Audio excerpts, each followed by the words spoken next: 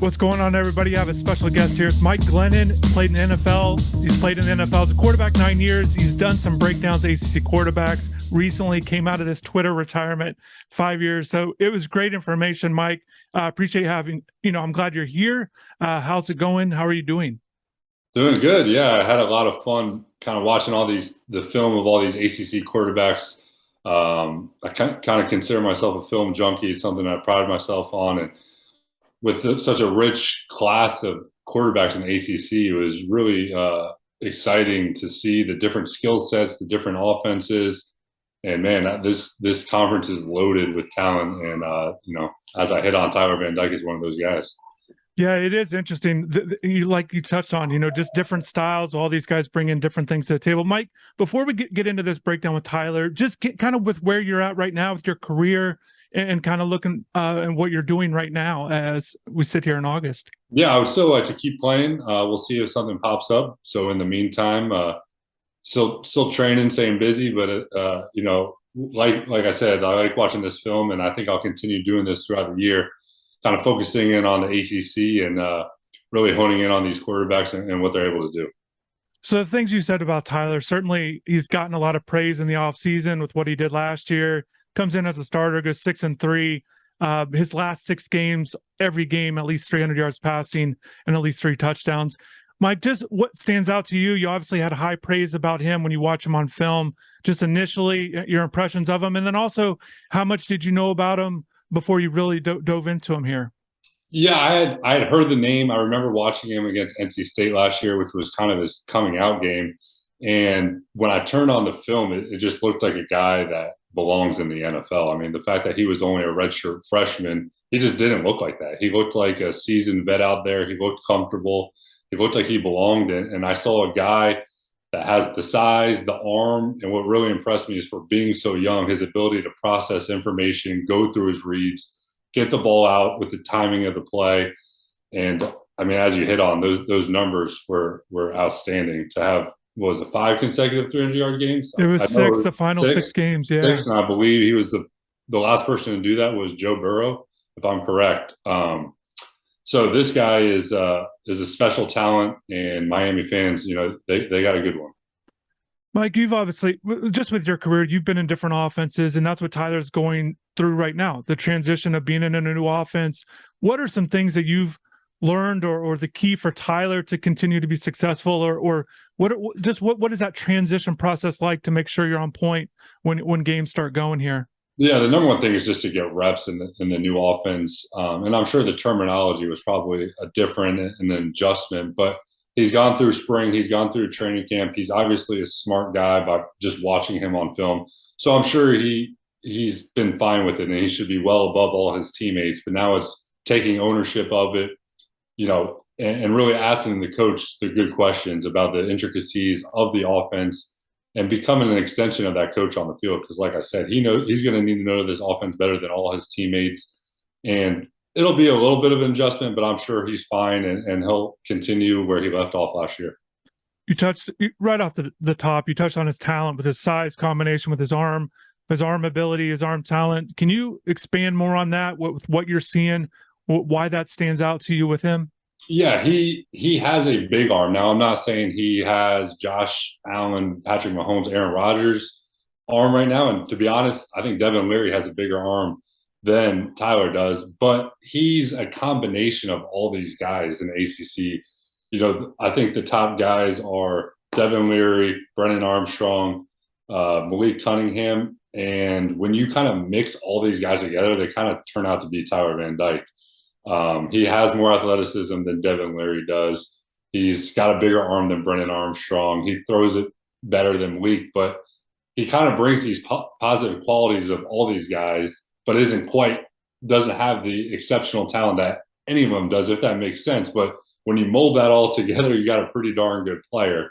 And, I mentioned Josh Allen. I'm not saying he's Josh Allen, but there are similarities between the two, between the size, the arm strength, the athleticism. Is a guy that really can do it at all. And I think that's what the scouts at the next level, he fits that mold of what they're looking for. And you touched on not a finished product. Mike, what's a kind of, as a quarterback going through a year of being the guy, being the starter, and then that next year, what can that do for a guy? How much can you improve? I mean, how much different is it actually going into that year where you actually know you are the guy, and you have proven success? Right. I think there's always kind of the question and a little bit of doubt of yourself is like, I think I belong out here, but I don't really know until I actually do it. And he proved to himself last year, I can do this and I can do it at a high level. So his confidence is going to be so high going into the season. And then just on top of that, I mean, what can he improve on? Like I said, I kind of hit on it. I think there's a never ending quest as a quarterback to improve their accuracy. And he's no different. I believe he completed somewhere around 62% of his balls, but a lot of are kind of like bubbles, and it was kind of inflated in a way.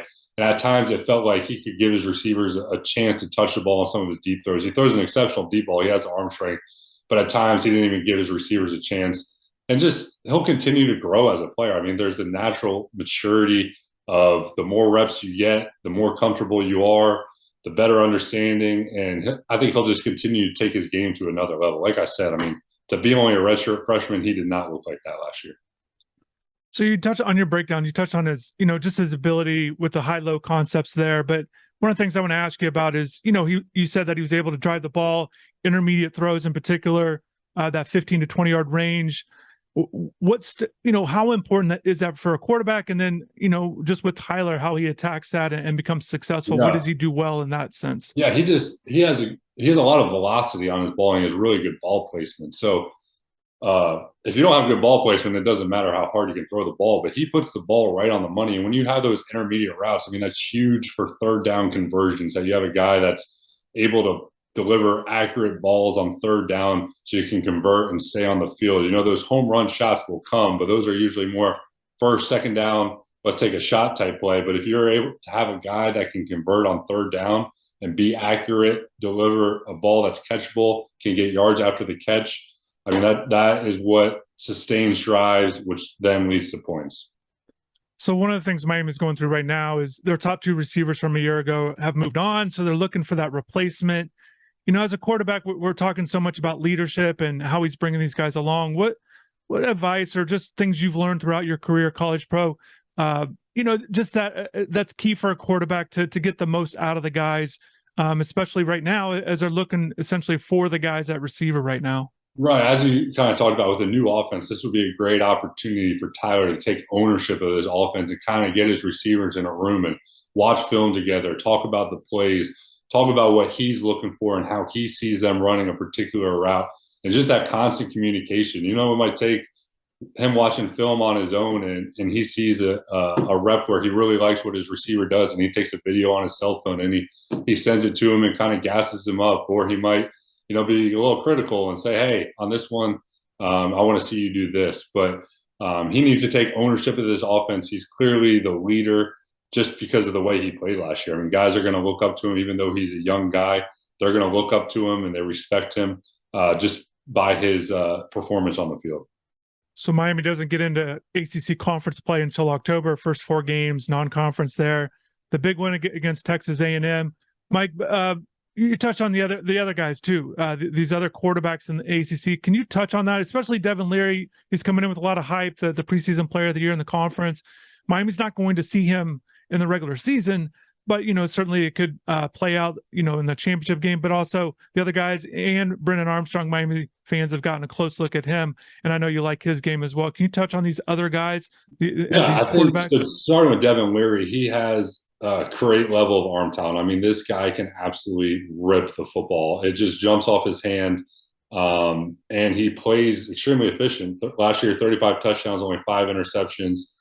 Did a great job protecting the ball, and he has the biggest arm in the ACC. And then you get to Brennan Armstrong, just extremely efficient. He's smart. He has a plan of where he's going with the ball. He has anticipation, accuracy. Doesn't have the type of arm that Tyler or Devin Leary has, but he makes up for it with his anticipation, accuracy. And he's also a very good runner. He's strong. He's able to extend plays and is definitely a threat to run the ball. But I think his biggest attribute is his intelligence and his anticipation, accuracy. And then there's guys like Malik Cunningham, who is the ultimate dual threat, the closest thing I've seen to Lamar Jackson in college football since Lamar came. A few other guys, Sam Harmon, obviously, has done a great job with Wake Forest. We'll see if he gets back out on the field. Phil Jurkovec, big, strong kid. Another one that really surprised me with his running ability.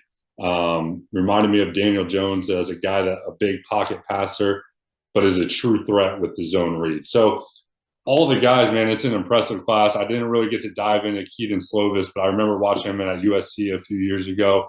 This has got to be the deepest quarterback conference in the entire country. And Tyler Van Dyke's right there at the top. I mean, he's got the pro potential. He doesn't quite have the experience some of these guys have, but if I would not be surprised if we hear his name called on the first night of the draft, whether it's next year. I mean, this guy has so much time left. He could be next year, it could be the year after. But I just think he has the most NFL potential of any of these guys. Yeah, and even a couple guys you didn't mention. I know we're all kind of curious to see what DJ Uiagalelei is going to do at Clemson. Also, with Slovis, everyone will get a chance to see him there in that spotlight game on September 1st, on that Thursday night game. North Carolina's coming out with May, so we'll see how it all shakes out. Mike, before I get you out of here, you've got some Miami ties. You played with some Miami guys in your pro career, particularly Mike James, draft guy there, same draft class with the Buccaneers. Any memories of Mike and kind of playing with Mike? Yeah, Mike James is my guy, man. We came in the draft together. We actually met at ACC Media Day heading into our senior year. And then I remember through OTAs and all that, we were roommates together because I believe we were the only two offensive guys drafted. So they kind of stuck us together. And how I talked about understanding the offense. I can remember us going over plays in our rooms together. Just a great guy. I mean, Mike was always a big smile on his face, had some huge games for us. We went up to Seattle our rookie year. They went on to win the Super Bowl, and Mike had an unbelievable game. They had that defense with Sherman and Cam Chancellor and Earl Thomas. I mean, they were loaded. We actually got up 21-0, and Mike had a jump pass right at the goal line for a touchdown that put us up 21-0. And unfortunately, the story doesn't have a happy ending. They came back and beat us. But yeah, man, Mike was one of my all-time favorite teammates. He was a great guy, a contagious personality and smile. Yeah, that's awesome. A lot of people that interacted with him at Miami certainly has a lot of high praise for him too. Mike, I appreciate you for taking the time to do this. Yeah, thanks for having me. This was a lot of fun.